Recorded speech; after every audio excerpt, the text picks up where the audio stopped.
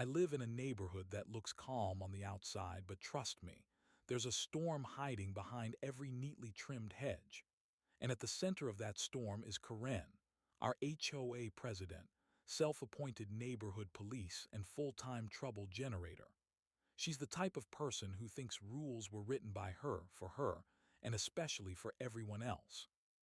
My problem with her started during a freezing winter. Every night I like to sit by my backyard fire pit, relax, and enjoy the warmth. But lately I kept noticing something strange. My firewood pile kept shrinking. At first I brushed it off, thinking maybe I miscounted. Then I blamed raccoons or maybe my brother had borrowed some. But a week later the pile wasn't just smaller, it was nearly half gone. So one night around 2 in the morning I got curious enough to check. I pulled the curtain back just a little and what I saw made my jaw hit the floor. There was Karen, in her bathrobe, in slippers, hair all over the place, dragging my firewood across her lawn like it was part of her grocery list. And the wild part, she didn't even try to hide it. No sneaking, no guilt, just a confident stroll like she owned the whole street. I grabbed my phone and tried to record, but she disappeared into her garage before I got a clear shot. The next morning, I walked up to her driveway and confronted her.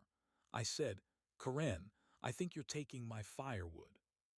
She turned, gave me that classic HOA smile, the one that looks friendly until you realize it's not, and said, "Actually, your firewood was stacked too close to the fence.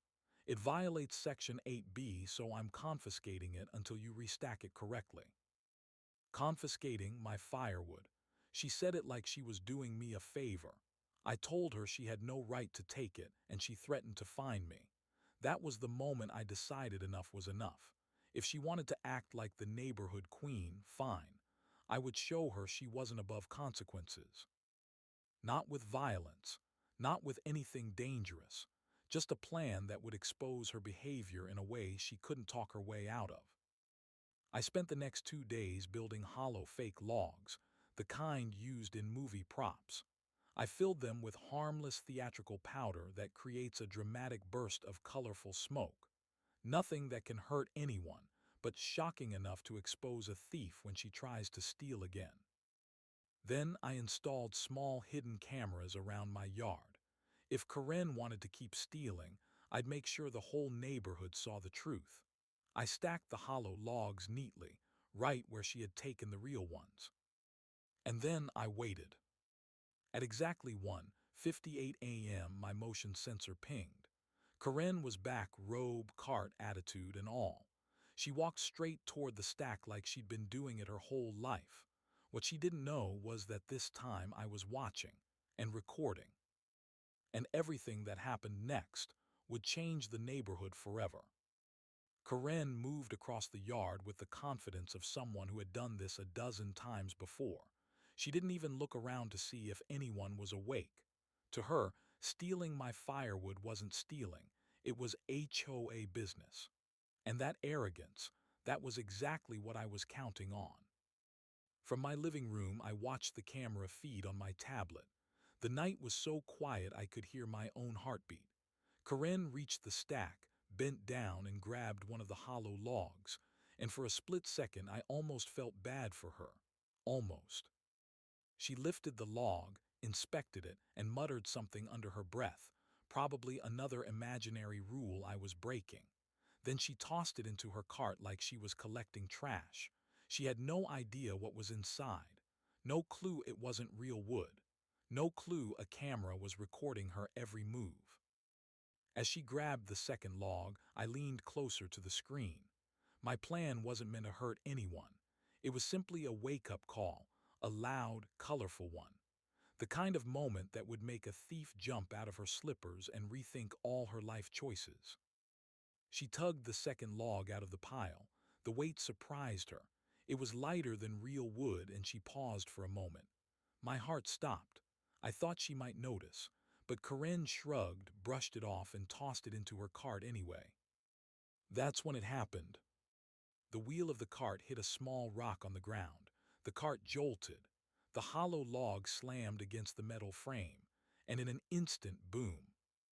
Not a dangerous explosion, no fire, but a massive puff of bright blue theatrical smoke shot into the air like a mini firework.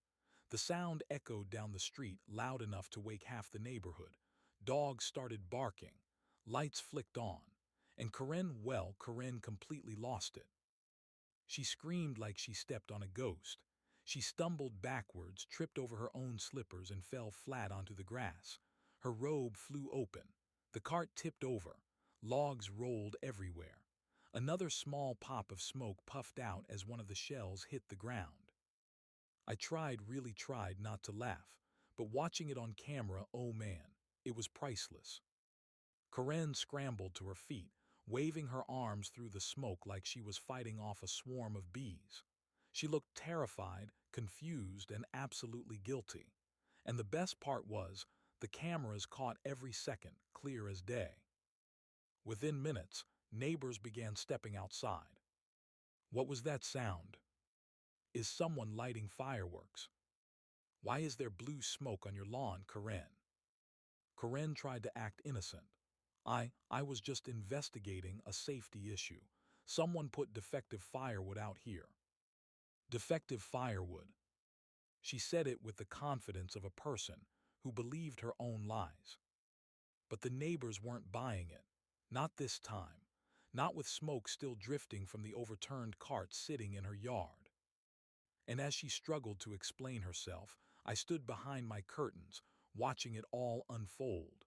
I knew this was only the beginning, because while Karen was panicking outside, inside my tablet, the footage of her stealing from my yard had already been saved perfectly. And the HOA meeting next week. Yeah, that was about to get very interesting. The next morning, the neighborhood was buzzing. People weren't talking about the weather or the school bus being late or who didn't mow their lawn. No, everyone was talking about the boom and the smoke, and of course, Karen. I stepped out onto my porch with a cup of coffee, pretending I didn't already know exactly what happened. Karen was outside too, packing in her driveway like she was preparing a speech for national television. She kept glancing at me with this mix of anger and embarrassment, but I didn't say a word. I just sipped my coffee and let her stew. Finally, she marched toward me. "We need to talk," she said, her voice shaky but trying to sound authoritative. I raised an eyebrow. "About what?" She took a deep breath. "About the dangerous materials you left in your yard. They caused an explosion right next to my property. I could have been hurt. My cart is damaged, and several neighbors witnessed it." Her voice got louder with each sentence, like she was trying to convince herself. I stayed calm. "Karen, what were you doing with my firewood in the middle of the night?" She froze. It was the first time all morning someone had said it to her directly. For a second, she didn't have an answer. Then she forced a smile, the fake HOA smile. "I was inspecting it," she said. "As president of the HOA, I have a responsibility to check for safety violations." "Safety violations," I repeated, trying not to laugh. "At 2 in the morning." She crossed her arms. "Some responsibilities require flexibility." Before I could even respond, 3 neighbors walked over. Mrs. Dawson from across the street, the teenage kid from house number 8, and Mr. Patel, who saw everything from his upstairs window. Mrs. Dawson spoke first. "Karen, why were you dragging his wood across your lawn? We saw you." Karen blinked rapidly. I wasn't stealing it, it was, incorrectly stored." Mr. Patel shook his head. "And how does improperly stacked wood cause blue smoke explosions in your yard?" Karen started sweating. Her excuses fell apart like wet tissue paper. She turned back to me. "You need to remove whatever those dangerous props were. They are a violation of HOA guidelines." I gave her a calm, polite smile. "No problem. I'll bring everything to the HOA meeting on Friday, and I'll show the board exactly what happened." Her face turned pale. She knew. She knew I had something she couldn't talk her way out of, something she desperately didn't want the board to see. She stuttered, What are you planning to show? Oh, just a few video clips, I said casually. Security footage, for the record. Her eyes widened. She opened her mouth, closed it again, and then spun around and speed walked back to her house. She slammed the door so hard the windows rattled. I chuckled to myself. She could run, but she couldn't hide from what was coming. Over the next few days, Karen tried everything. She slipped anonymous complaint letters under my door. She sent an HOA-wide email claiming there was a hazardous materials incident in the neighborhood. She even put up a notice saying all firewood must be registered with the HOA. Registered firewood. The neighbors weren't buying it. They'd seen enough. They whispered about her every time she passed by. The queen of rules had finally run into a rule she couldn't bend, reality. And while Corinne panicked, I prepared. I organized my clips. I edited the footage into a clean, clear timeline. No narration, no music, just raw proof of what she'd been doing for weeks. Friday's HOA meeting was coming fast. And Corinne had no idea that the real explosion was still ahead. Friday arrived faster than I expected, and by evening the entire neighborhood buzzed with anticipation. HOA meetings were usually boring, talk about lawn heights, trash bins, parking lines. But tonight was different. Everyone knew something big was coming. The room filled up early, people whispering, stealing glances at Corinne, who sat stiffly at the front like a queen waiting for a coup. She looked nervous, really nervous. Her hands were clasped so tight her knuckles were white. Every time someone walked in, her eyes darted toward the projector like she was waiting for it to explode too. I entered calmly, carrying a small USB drive.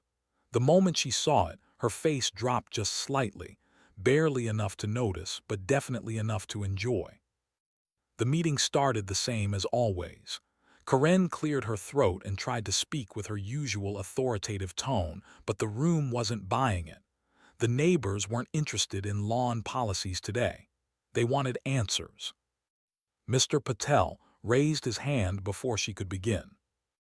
"Before we talk about anything else," he said, "we need to discuss the incident from earlier this week." Everyone murmured in agreement. Karen attempted a smile. It didn't land. "Yes, well, about that. There was a hazardous situation caused by improper storage." I stood up and gently interrupted. "With respect, that's not what happened." The room fell completely silent. Karen's jaw tightened. "You were storing dangerous items and I spoke calmly. "Actually, I think the board deserves to see what really happened, so I brought footage from multiple angles." Gasps, chairs creaked as people leaned forward.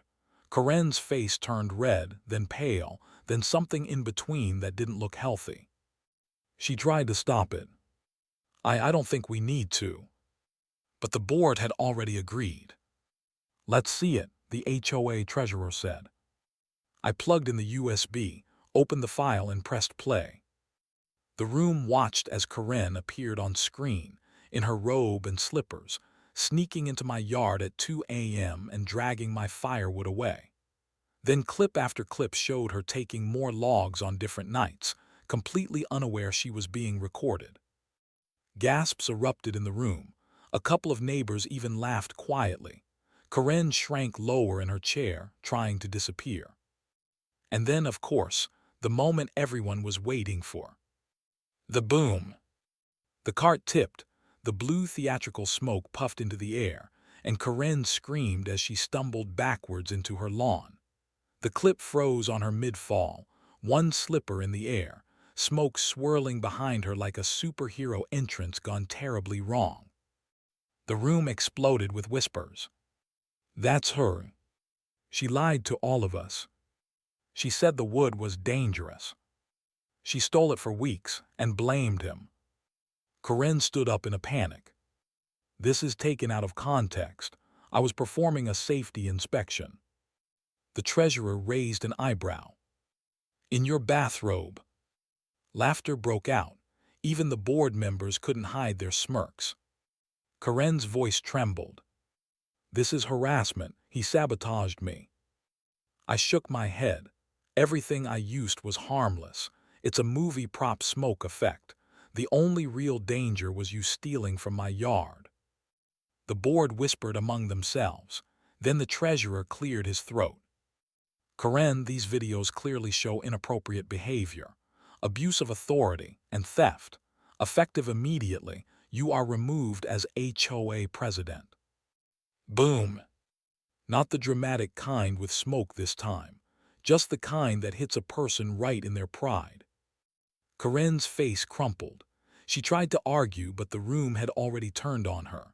She grabbed her purse, stormed out, and slammed the door behind her so hard the projector screen rattled. For the first time in years, the neighborhood applauded. People shook my hand, thanked me, told me they were relieved someone had finally stood up to her. But even as the room celebrated, I had a feeling Karen wasn't done yet. And oh, I was right. Because the real twist was still coming. The morning after the HOA meeting, the neighborhood felt lighter, like a weight had been lifted. Karen was gone from the front yard, her robes and slippers nowhere in sight, and people were whispering excitedly about how justice had finally been served. I thought it was over. I thought the drama had ended. I was wrong. By mid-afternoon, my mailbox started filling with letters, flyers, notes, anonymous complaints. Each one was carefully crafted to make it look like I had caused the smoke incident, or that I had set up an ambush for the HOA president. One even claimed that the firewood smoke could be harmful to pets. At first I laughed, but then the stalking began. Small things at first. My trash can tipped over. A few logs mysteriously moved. A faint smell of smoke around my yard in the middle of the night. And then the text started. "Next time you won't be so lucky," one read. "You think you won, but this isn't over," said another. Karen had not given up. She wasn't just angry, she was plotting. And for the first time, I realized the blue smoke trick, while brilliant, had made her even more determined. I had poked the hornet's nest, and now it was buzzing around my backyard. I considered calling the police. But honestly, this was different. She wasn't committing a crime yet, just harassment and intimidation. And I wanted her to play her hand fully exposed. So I set up my cameras again. Hidden ones this time, around the perimeter, watching every corner of my property. I left my firewood alone, knowing she couldn't resist a temptation she thought she had already conquered. And sure enough, that night the motion sensors pinged. My heart skipped a beat, not with fear but with anticipation. Karen appeared, this time with more stealth. Slippers, bathrobe, gloves, even a flashlight. She tiptoed toward the pile, scanning the yard. Her eyes narrowed like a predator. I watched quietly. My cameras caught every careful step, every hand reaching toward the wood. But this time I had added a little twist. Another hidden hollow log, the same harmless smoke trick, strategically placed near her path. When she touched it, the puff of smoke erupted immediately. Karen jumped, stumbled backward, and this time tripped over her own feet completely. The flashlight went spinning.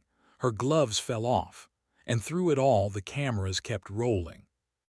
By now, I have realized something important. This wasn't just about exposing her. It was about survival.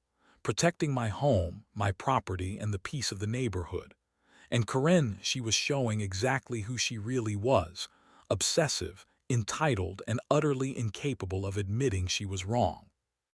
The next morning, I edited the new footage. This time, I didn't plan to use it at an HOA meeting. This time, it was for the neighbors. Everyone who had witnessed her reign of terror would see it.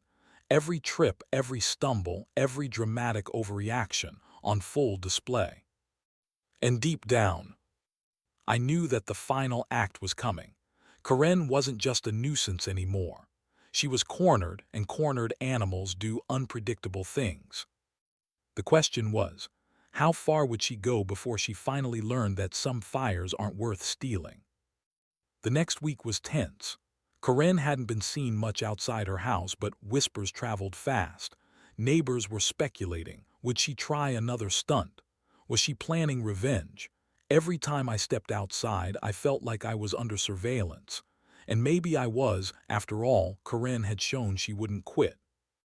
I stayed calm. I had all the evidence I needed. Every puff of smoke, every stumble, every stolen log on camera. I even made a small highlight reel for the neighborhood group chat. No commentary, just pure truth. By now, the residents were tired of her antics. They were ready to see justice, no matter how dramatic. Then came Friday afternoon. I heard shouting from the street. Looking out, I saw Karen, dressed in her signature robe and slippers yet again, marching down the sidewalk. This time she had a clipboard, a megaphone, and a determined glare. She was planning something. She started yelling at the neighbors, accusing me of harassment, dangerous materials, and all sorts of wild claims. She tried to rally support, but people weren't buying it. Not anymore. Their patience had run out. I calmly walked outside, holding my phone, recording every word. The cameras in the yard were running too. Karen noticed me and pointed her megaphone at me, but it didn't scare me. I simply pressed play on my phone. The video showed her stealing my firewood at night, her stumbles, the smoke puffs, everything, proof she couldn't deny. One clip after another played on a small portable screen I had set up. The neighborhood gasped. Laughter, murmurs of disbelief, and even applause filled the street. Karen turned red, then pale. She tried to argue, but the truth was undeniable. She had been caught on multiple nights in multiple ways, and the entire community was witnessing it. She dropped her clipboard and megaphone. For a long moment she just stood there, flustered, speechless. The reality hit her. The reign of the firewood thief was over. The queen of the HOA had been dethroned, not by rules but by proof and patience. The neighbors approached me, patting my shoulder, congratulating me. Some even thanked me for finally standing up to her. Karen slunk back to her house, slamming the door behind her. That was the last time anyone heard from her publicly for months. I stacked my firewood again, this time in the open, proud and untouched. The yard was peaceful. Dogs ran freely. Children played. And the street, it had a newfound calm, the kind that only comes after a storm finally passes. Looking back, I realized this wasn't just about firewood. It was about standing up to entitlement, showing patience, and letting the truth speak louder than arguments or threats. Karen learned a lesson in humility, and I learned the power of creativity, strategy, and a little harmless theatrical smoke. The moral was clear. Sometimes the biggest victories don't come from shouting or fighting. They come from patience, clever planning, and letting someone's own actions reveal the truth. And for anyone who thought this neighborhood was quiet, they now know, never underestimate the person who quietly prepares.